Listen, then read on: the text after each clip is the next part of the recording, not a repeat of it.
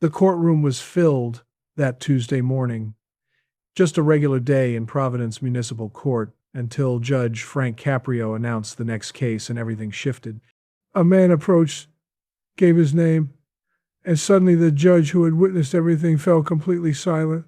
What followed left every person in that courtroom without words and showed us why certain obligations can never be fully settled. Welcome to Human Stories. Before we explore this amazing true account of recognition, thankfulness, and an unforeseen courtroom event, let me know in the comments, have you ever had someone identify your family name and tell a story that transformed everything? Press that subscribe button because tales like this one should be preserved. Providence Municipal Court runs precisely every weekday morning. Judge Frank Caprio, now in his 80s, has overseen this court for over 30 years. He has encountered every kind of case, listened to every explanation, and observed both the finest and poorest of human behavior. But that Tuesday morning in March, something occurred that would deeply affect him. The courtroom was more crowded than normal.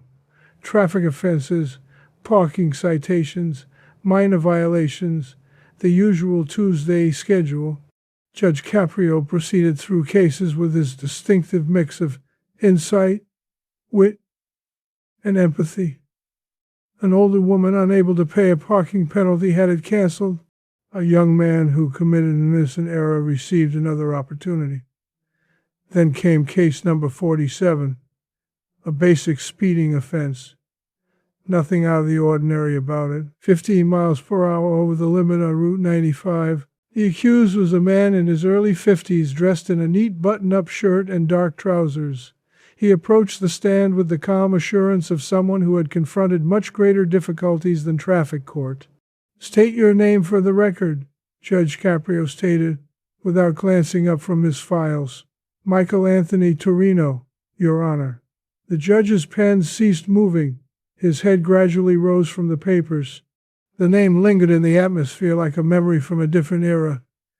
Judge Caprio gazed at the man, his look changing from ordinary focus to something much more profound. Recognition blended with shock. The courtroom grew uncommonly still.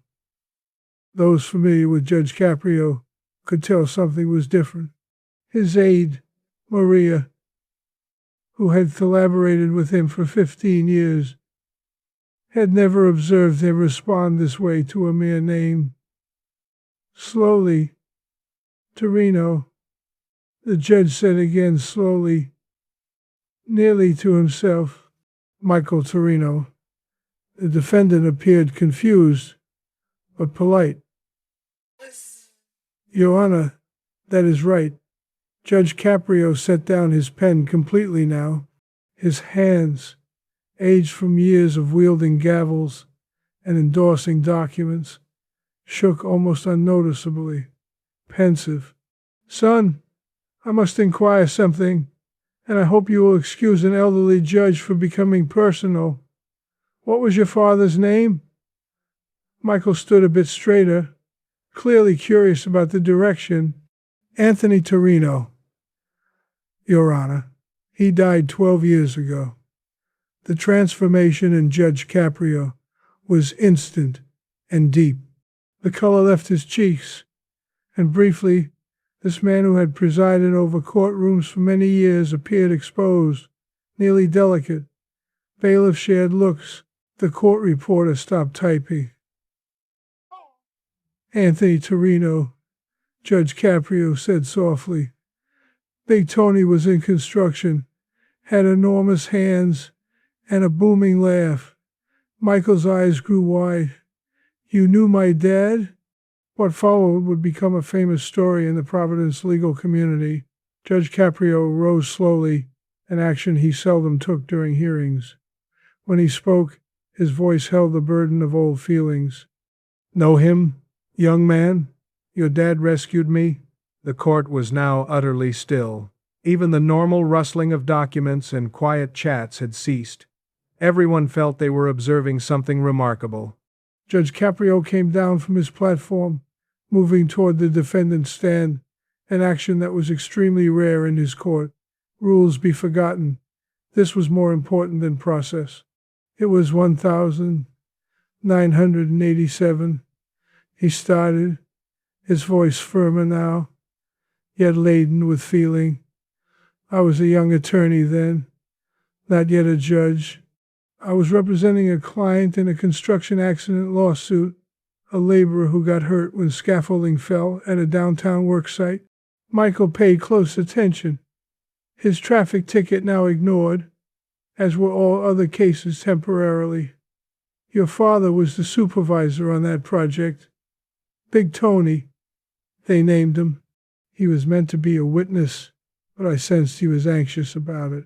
Construction workers, particularly the Italian men from Federal Hill, they did not always have faith in attorneys or the legal system. But Tony was special. The judge halted, absorbed in the recollection. The evening before the trial, I was departing my office late. It was around 10 at night.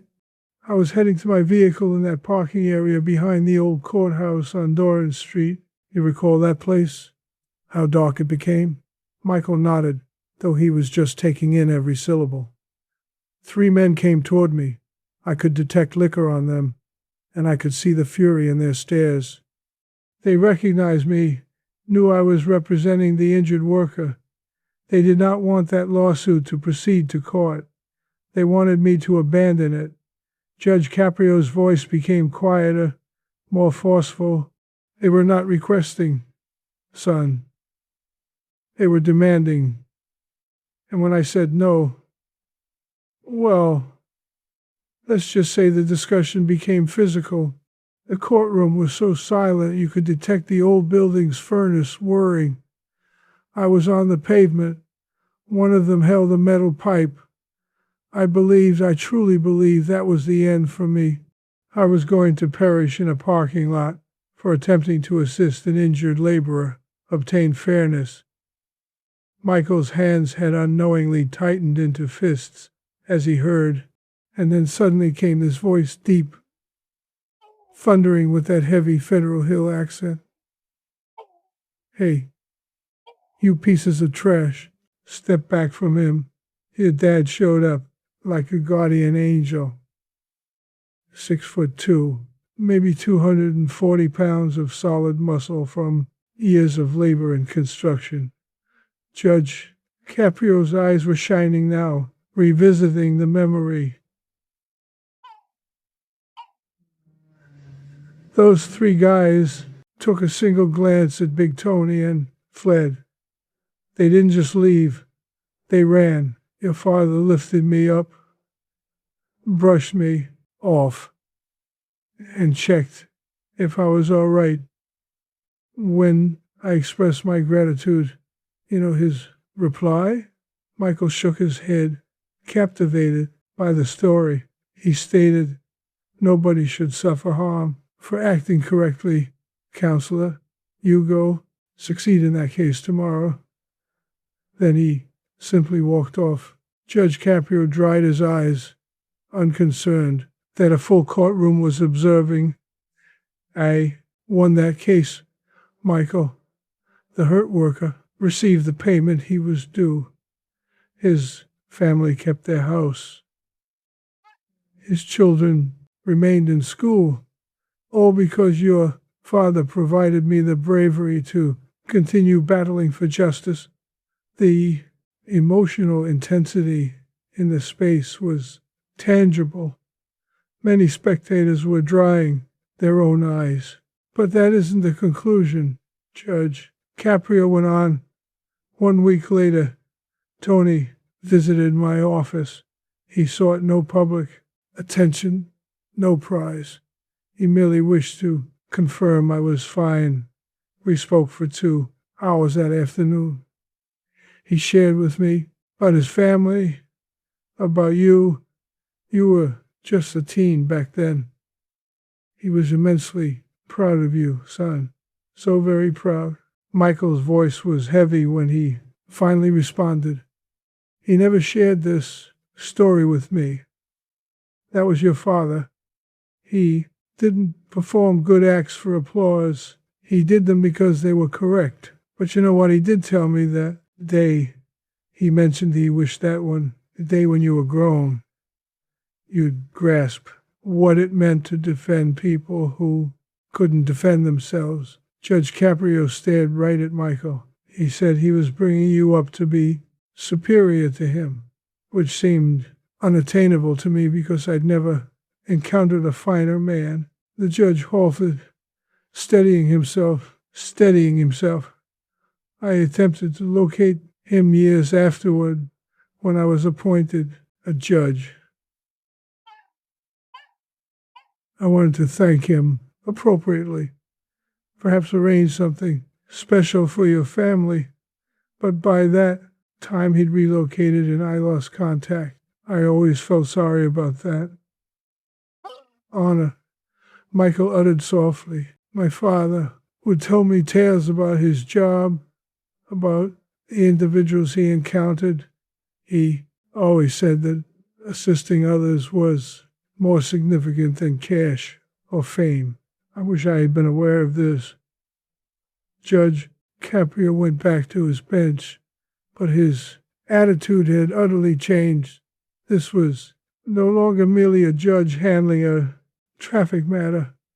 This was one person respecting another's heritage. Michael Anthony Torino, he declared, officially. You are present today for a speeding offense, 50 miles per hour over the limit on Route 95. Yes, Your Honor. Son, I need you to comprehend something. The obligation I have to your family can never be settled. Your father didn't just rescue my life that evening. He preserved my career, my capacity to deliver justice in this courtroom for more than 3 decades.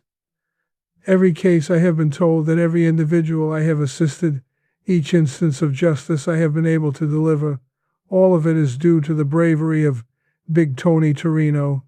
The judge lifted his gavel, but rather than banging it, he simply held it, considering his words with care. Some may argue that justice ought to be impartial to personal relationships, but I will share with you the lesson Big Tony imparted to me that evening. Occasionally, doing the correct thing involves prioritizing human compassion over formal rules. He gazed directly at Michael. Case dismissed. The fine is canceled. The points are erased from your record, and the violation is cleared. However, I am not taking this action solely because of what your father did for me. Michael appeared puzzled. Sir, I am doing it because of your own actions since that time. My bailiff conducted a background check while we were speaking. Standard practice. Would you like to inform the court about your profession, Mr. Torino? Michael seemed self-conscious. I work as a paramedic, Your Honor, Providence Emergency Medical Services. The judge grinned, a broad, sincere smile that changed his whole expression. 22 years of service, 17 commendations, 3 life-saving awards. You have personally rescued 43 lives while on duty. The courtroom broke into spontaneous clapping. Michael looked astonished. You see, son, your father was correct.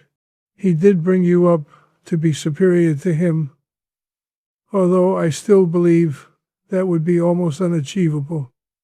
You have dedicated your life to defending those who could not defend themselves, exactly as he did.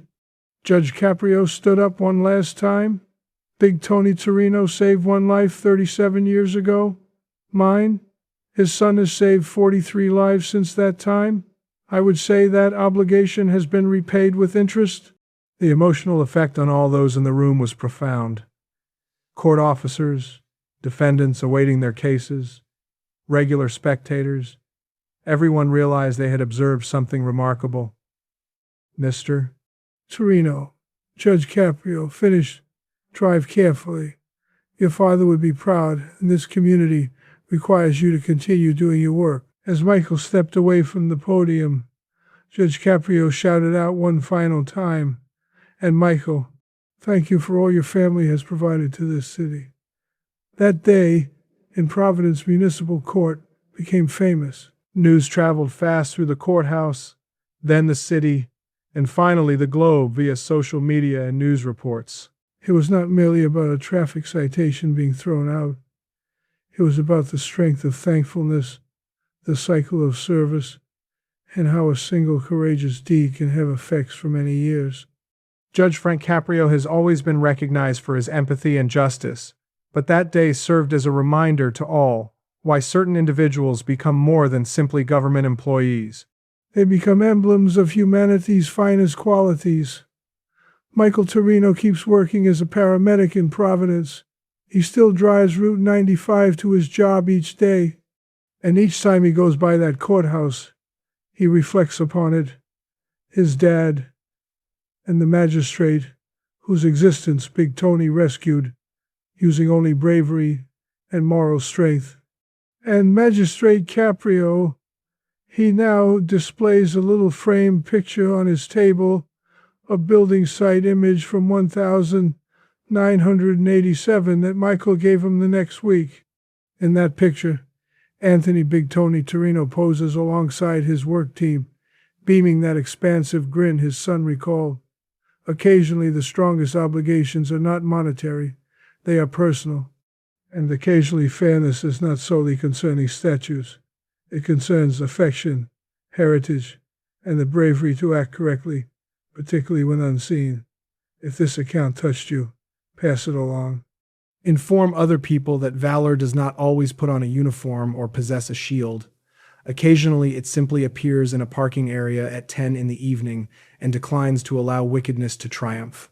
What action would you take if you encountered a person whose relatives had transformed your existence? Share with us in the remarks. And remember to sign up for additional accounts that show us why humankind is deserving of our faith.